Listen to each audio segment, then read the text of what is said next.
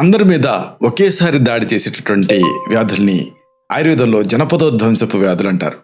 ఇలాంటి జనపదోధ్వంసపు వ్యాధి మరొక మహమ్మారి విజృంభిస్తుంది. ఇదే బర్డ్ ఫ్లూ.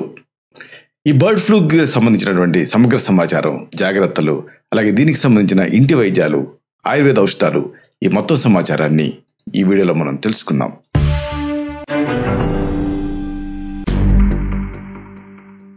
మిత్రులారా, నమస్కారం. నేను మీ డాక్టర్ చిరుమామిళ్ళ మురళీ మనోహర్. ఈ వీడియోలో మనం తెలుసుకోబోయేది చాలా ముఖ్యమైనది. ప్రతివాడు తెలుసుకోవాల్సింది విజృంభిస్తున్నటువంటి ఈ బర్డ్ ఫ్లూని ఎలా కంట్రోల్ చేయాలి, ఇలాంటి సందర్భంలో తినాల్సినటువంటి ఆహారాలు, తీసుకోవాల్సిన జాగ్రత్తలు, అలాగే ఇంటి వైద్యాలు, ఈ సమాచారాన్ని మొత్తం మనం తెలుసుకుందాం.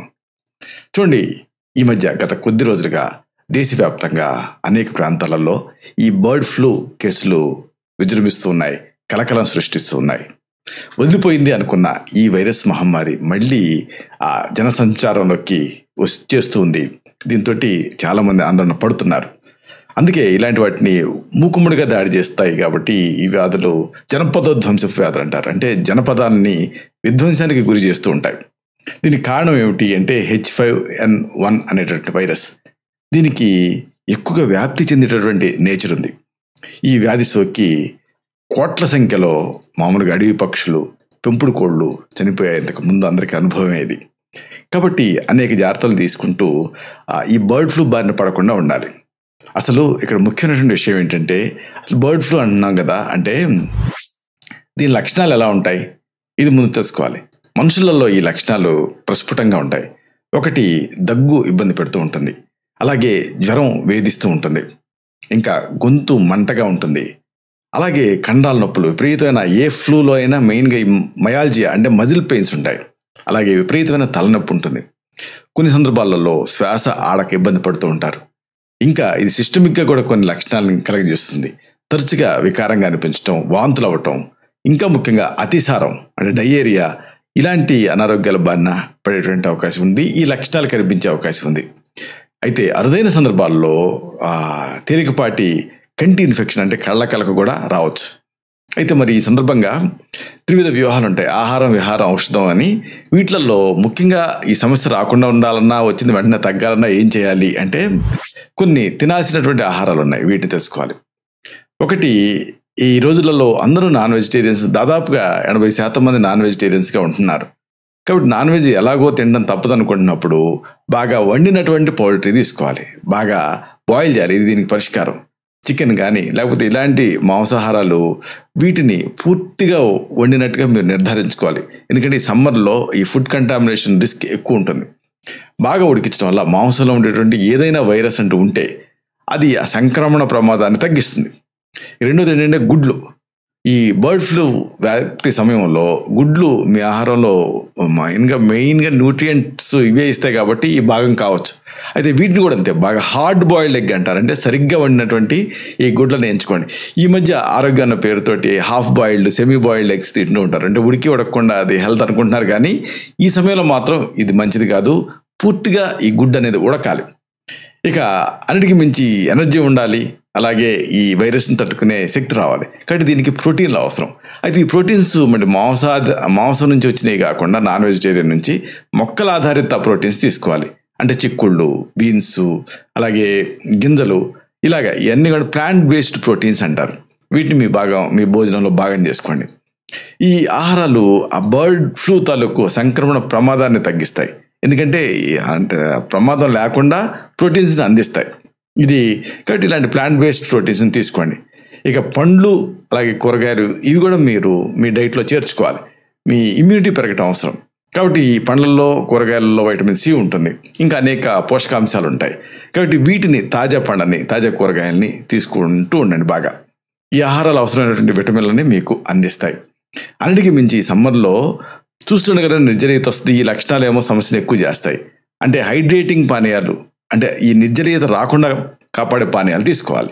అంటే ఏమిటి, నీళ్లు తీసుకోవాలి, అలాగే హెర్బల్ టీలు తీసుకోవచ్చు, ఇంట్లో తయారు చేసుకున్న పళ్ళ రసాలు తీసుకోవచ్చు. దీంతో మిమ్మల్ని మీరు హైడ్రేటెడ్గా ఉంచుకోవాలి. ఇవన్నీ పథ్యాలు. మరి అపథ్యాలు ఏమిటి, తినకూడని ఆహారాలు ఏమిటి, ఇది కూడా మీరు తెలుసుకోవాలి. చూడండి, ఇక్కడ ప్రధానంగా పచ్చి పౌల్ట్రీ అలాగే పచ్చి గుడ్లు పొరపాటును కూడా తినకూడదు. బర్డ్ ఫ్లూ వైరస్ వ్యాప్తి చెందేటువంటి ప్రమాదం ఉంది.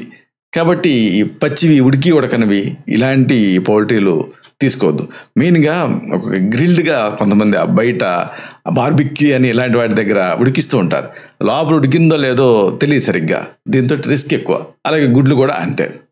ఇంకొకటి ఏంటంటే పాలు, పాశ్చరైజ్ చేసినటువంటి పాల ఉత్పత్తులు మాత్రమే వాడుకోవాలి. చాలామంది కల్తీలు ఉంటున్నాయి అన్న పేరుతోటో లేకపోతే నేరుగా ఇళ్ళ దగ్గరికి ఆ గేదెల్ని వాటిని పిలిపించుకొని అక్కడ పితికించుకొని అవి వాడుతున్నారు. వీటిని అన్పాశ్చరైజ్డ్ మిల్క్ అంటారు. అంటే పాశ్చరైజ్ చేయాలి పాలని, అప్పుడు దాంట్లో ఉండే సూక్ష్మజీవులు నశిస్తాయి. కాబట్టి పాశ్చరైజ్ చేయని పాలు, చీజు, ఇతర పాల ఉత్పత్తులు వీటిని ఈ టైంలో వాడకండి.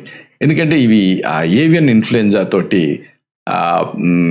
కలుషితమయ్యేటువంటి అవకాశం ఉంటుంది. అదే వ్యాధిని కలిగించేటువంటి రిస్క్ కూడా ఉంటుంది. అలాగే ఇంకో ముఖ్యంగా ఏంటంటే నాన్ వెజిటేరియన్, అంటే ప్రాసెస్ చేయని మాంసాలు ఇలాంటివి కూడా చాలా ప్రమాదం. కాబట్టి వీటి విషయంలో కూడా మీరు జాగ్రత్తగా ఉండాలి. అలాగే స్ట్రీట్ ఫుడ్ అతి ప్రమాదం, బయట ఫుడ్. ఎందుకంటే అక్కడ సరిగ్గా నీళ్లు ఉండవు, సరిగ్గా ఉడికించడం అది సాధ్యం కాదు. కాబట్టి ఇలాగే స్ట్రీట్ ఫుడ్ మాత్రం ఈ రోజులలో తినకండి. మెయిన్గా పౌల్ట్రీ కానీ గుడ్లు కానీ ఇలాంటి వాటితో చేసిన వంటకాలు కానీ బయట రోడ్డు మీద తినకండి. ఇలాంటివి తింటే ఏమవుతుంది అంటే అక్కడ హైజీనిక్ ప్రాక్టీసెస్ ఉండవు కాబట్టి, అంటే పూర్తిస్థాయి ఆరోగ్య భద్రత అనేది ఉండదు కాబట్టి రిస్క్ ఉంటుందన్నమాట. కాబట్టి ఈ విషయంలో కూడా జాగ్రత్తగా ఉండండి. సరే, మరి జనరల్ గైడ్ లైన్స్ ఏమిటి అంటే దీనికి సంబంధించి తీసుకోవాల్సిన జాగ్రత్తలు ఏమిటి? ఒకటి, చేతులండి. అంటే ఏ ఇన్ఫెక్షన్ ఉన్న చేతుల ద్వారా వ్యాపిస్తూ ఉంటుంది.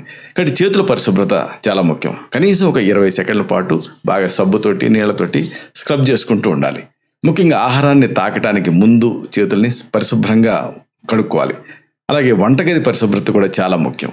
వంటగది పరిశుభ్రంగా ఉండేలాగా చూసుకోండి.